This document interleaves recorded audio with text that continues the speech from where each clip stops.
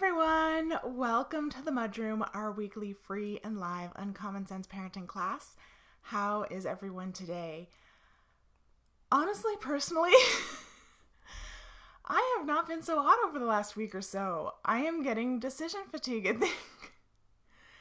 And it's just been really rough on my anxiety. So I just want you to know that if you're also feeling kind of run down, out of sorts, and anxious, I am right there with you.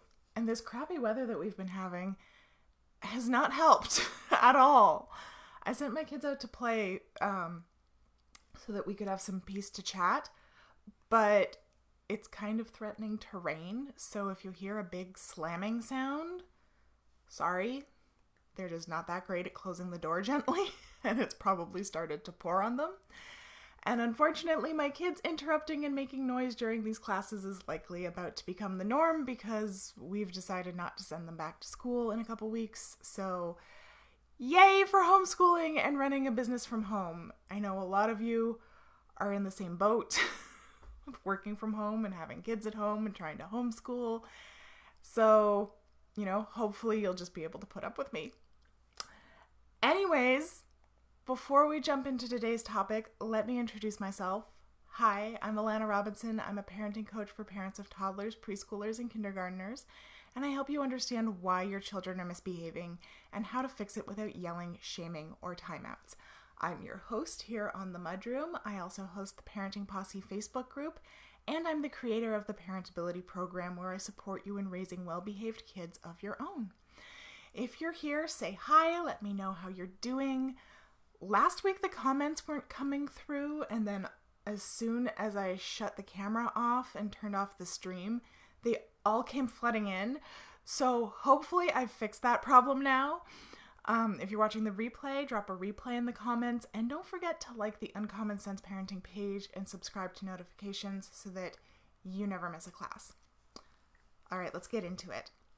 So I've talked before about why I really take exception to the term gentle parenting and why a lot of people would classify uncommon sense parenting as a gentle parenting method simply because it's not physically violent. I really don't like the term gentle specifically because it implies that anything that happens with any kind of protest or difficulty is somehow damaging, and that's just not what we believe.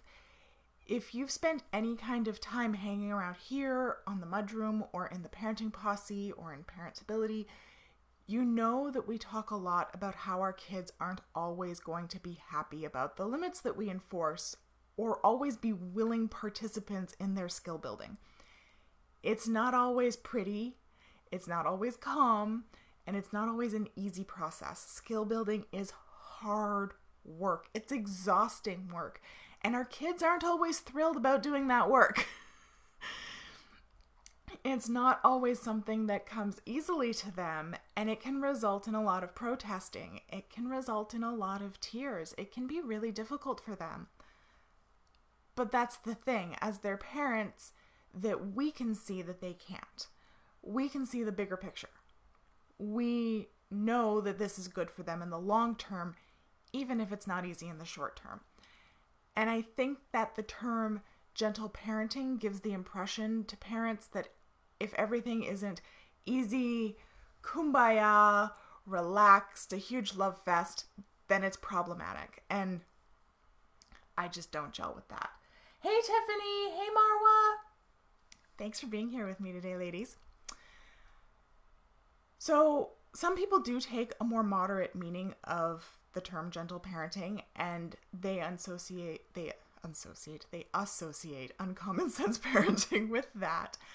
And as a result, I get a lot of questions about quote unquote TimeIns. Now, I've done some research, but I can't really find one person or book or article that seems to be the agreed upon originator of the TimeIns concept. But everything I read about from various sources all tout TimeIns as an alternative to timeouts. And Everybody should be well aware about how I feel about timeouts. It's one of my most popular articles on my website. The link to the video and the podcast are both in the article if you haven't checked it out yet and are curious about why I really genuinely just hate timeouts. So most people assume that I'm all about the TimeIns instead. And I hate to burst your bubble, but nope. Now, since I can't find any originator of this concept, I also can't pin down any specific, I'm having a hard time talking today, specific criteria. I'm trying to say 2 words at once. That's my problem. Specific criteria, 2 words, of how to do a time-in. But I aggregated a few articles that pop up at the top of the Google search results on the topic, and everybody seems to agree that a time-in generally features removing the child from the situation, staying with the child, talking to the child about their behavior and what they can do better next time, and keeping the child with you until the child has calmed down. So basically the exact opposite of a timeout, only instead of isolating them and ignoring them to shame them, you're badgering and confining them with you. Which I guess to some people is considered an improvement. I just see them as 2 bad sides of the same coin. Here's the thing. Both of these treat behavior as though it's totally cerebral and voluntary, by which I mean children are doing whatever it is that they're doing because they've made an intentional and conscious choice to do it. And that's just not how behavior works. We've talked about the Triune Brain a bit and how when a child is dysregulated, low on energy, or doesn't feel safe, the part of their brain that deals with reason and logic and language and knowledge and learning and all that good stuff that makes us civilized human beings, it gets deprived of resources because it's not actually necessary for us to survive. So they can't physically use that part of their brain in that moment. It's not getting any blood and, by extension, oxygen or glucose. In other words, the juice that it needs to function. So if they can't use that part of their brain, talking at them isn't going to do any good. It's far more likely to escalate the situation. But even if they don't escalate, you're just talking to hear your own voice because they can't learn or process language when they're experiencing big emotions. So all your carefully worded instruction is just going to go in one ear and out the other. It's not that they don't care, or that they're being stubborn, or that they don't want to listen. They just physically can't do what you're trying to get them to do. The other thing I really object to about TimeIns is that it assumes that all children will calm down most effectively with the help of an adult. I've had clients tell me that they've tried to do a time-in, that their child just screams in their face for them to go away, but that they've stayed. And, they've tried to cuddle with them, they've tried to keep talking to them, they've tried to, quote-unquote, comfort them. I don't quite understand how we're supposed to teach our children to listen to us when we blatantly ignore their words. If a child is telling you to back up, stop touching them, to go away, they are telling you what they need to calm down, and it's not you. And you're now forcing your presence on them. How is that any better than isolating them? Also, parents seem to think that because of time-ins, that they have to sit there and get attacked while they're trying to talk to their child about their behavior. No. You are not their punching bag. You should not feel obligated to sit there and get hit, bit, headbutt, or kicked in the name of comforting them. Clearly, your presence is not a comfort right now. Forcing yourself on someone who doesn't want you around is no better than isolating someone that is desperately looking for connection. Hey Jade, hey Azar! Yes, Azar said, red brain, yup. Exactly, you cannot be logical with someone who is in red brain. Two things that I can get on board with TimeIns is one, removing the child from the situation. Often a change of scenery is necessary, and often children just don't recognize that they actually can walk away from a situation. But even then, big word of caution. I really try to remove everybody else from a situation if possible versus removing the child that's having a difficult time. If you're dysregulated, if you don't feel safe, and then someone comes and tries to control your body, that is often the spark that lights the fuse on an explosion. If it's possible, and most of the time it is, I've had very few situations where I'm like, no, really, the only option here is to remove the kid. I try to remove everybody else, or I try to get the child to remove themselves. So I give them an invitation to go somewhere else. The other thing that I can get on board with is calming down. But again, most of what I read when it came to TimeIns wasn't so much focused on calming down as it was on getting the child to be quiet and to listen to you. And in fact, a few examples that I read of successful TimeIns, to me, those examples sounded like the child actually went into a state of freeze. They got quiet, they got still, they were avoiding eye contact, avoiding engaging with their parents, nodding at whatever the parents said. That's not calm, that's a state of freeze. That's their survival instincts kicking in. That's not a state where any learning is happening either. In fact, it's the most shut down state that you can go into. If you want to learn more about what I suggest if you want to learn more about how stress works, I suggest going to listen to our content about stress. I really am having a tough time today with my words. What one child finds calming is not what everybody is going to find calming. Everybody is different. I get so many questions from parents about, what do you suggest that we do for calming activities?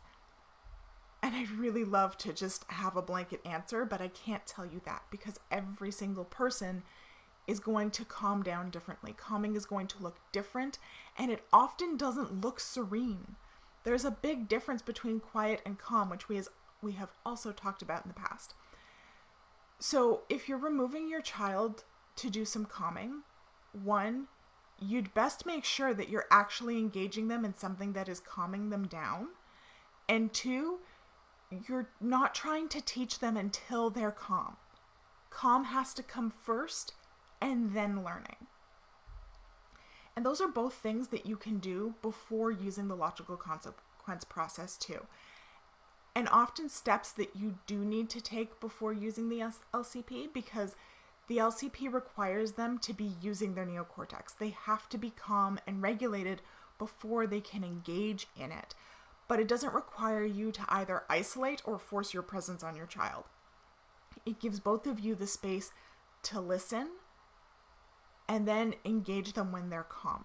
It doesn't rely on you teaching them when they're dysregulated. And there's no shame involved. But the caveat is that the LCP can only be used for misbehavior. It can't be used for stress behavior. That means that it can only be used for that kind of behavior that timeouts and time-ins both assume that all behavior is, which is conscious choices. We know that most behavioral challenges are actually stress behavior. And we cannot use an LCP for that. And I also have an article, video, and podcast on how to determine stress behavior versus misbehavior. You have to focus on reducing, or to deal with stress behavior, you have to focus on reducing stressors and building skills. But if we get into that, then we're going to be here for eons. So I encourage you to sign up for my free class, How to Raise Well-Behaved Kids Without Yelling, Shaming, or Timeouts.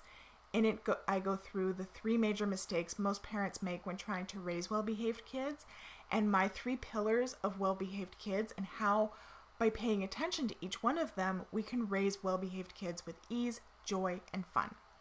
So the link for that is up in the description. All right, so what do you think? Are time-ins any better than timeouts? Were you able to understand what I was saying around my constant stumbling over my words today?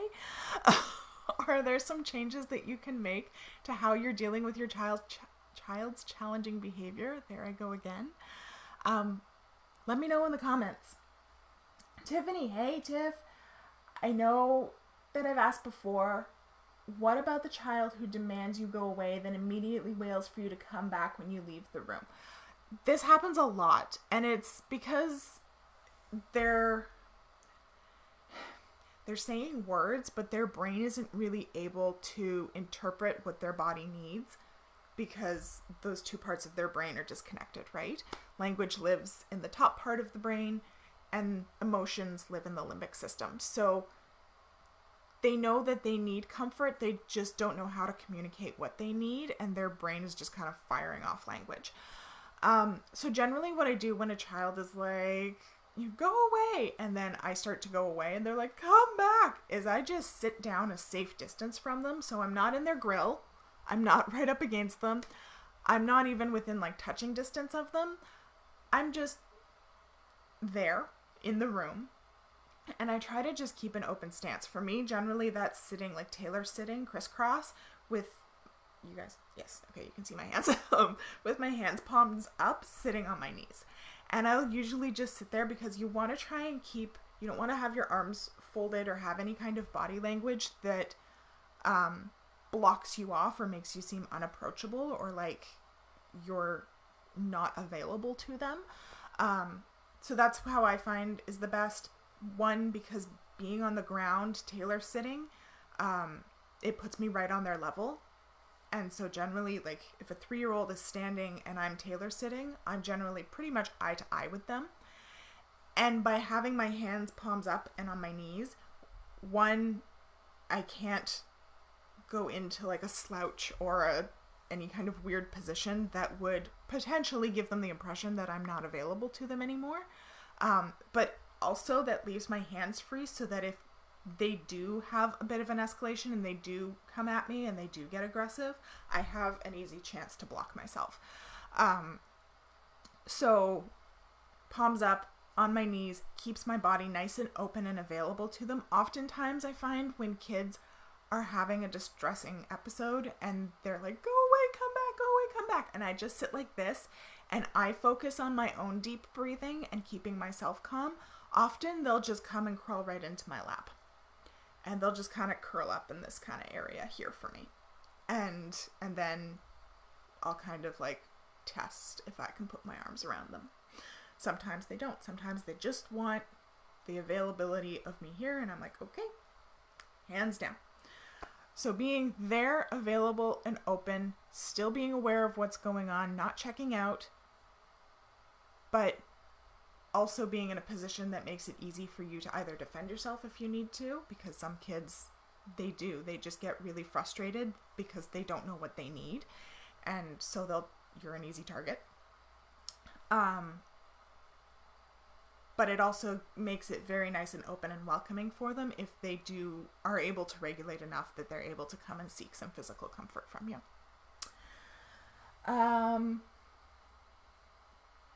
Azar says, I think being present when they are struggling and not judge ourselves for not being good parents just because we can't extinguish their anger or stress right away. Yes. I love that takeaway, Azar. Yes, it is. So many parents get so down on themselves because their children are experiencing big emotions. Our goal as parents is not for our children to never experience big emotions. Our goal as parents is to help them navigate those big emotions without hurting themselves, other people, or property. That's really it, right? Everybody has those huge emotions that we just really don't know what to do with. Denying our children the right to deal with them and to feel them, right? To actually go through the motions of feeling them and realize that I'm going to come out the other side and I'm going to be okay, this is temporary, is a huge gift for us to give our kids. Jade says, yes, finding ways to deal with difficult behavior has been a learning curve, especially since 3 of the 4 kids are their own people, so the approaches are so different. It's so true. And I mean, I know that with my own boys too. One of my kids is very much, I need physical comfort and I need it now kind of kid. And if I try and take that approach with my other one, who is very much the kind of kid who will do the come here, go away, come here, go away, I don't know what I want, it will lead to an explosion. It won't be pretty. So yeah, and this is why in parentability, we focus so much of our time and effort on figuring out what each child's calming thing is and how we can make that available to them more often so that they're not getting into those states where their emotions are so big and so unmanageable that they just don't know what to do with themselves anymore. And it can take quite a while when you've got conflicting personalities or kids who need very different things to feel safe. You're so welcome, Tiffany. Amanda says, gosh, this strategy can work with adults too, especially during this crazy time. Oh, 100%. One of the best things my husband has realized for our marriage is that often when I'm having big emotions, the last thing I need is for him to solve my problem. I don't need him to talk to me, and I can't even really understand what he's saying. Because when he does talk to me, it generally just ends up in an argument. And it's not that I'm disagreeing with him even, it's just that my brain can't process what he's saying. Recognizing our own state of arousal is probably the biggest thing that I would recommend parents do and learn to do in order to raise well-behaved kids. If you can recognize what your state of arousal is and then recognize what their state of arousal is, and when those are mismatched, you are like sitting pretty. You are golden, because that knowledge, that identification will inform everything that you do after that. Wow. All right. I'm so glad the comments worked again this week. I like it so much better when I get to talk with you guys. Thanks for being here with me today. I will see you again next week for another Uncommon Sense Parenting class. Bye.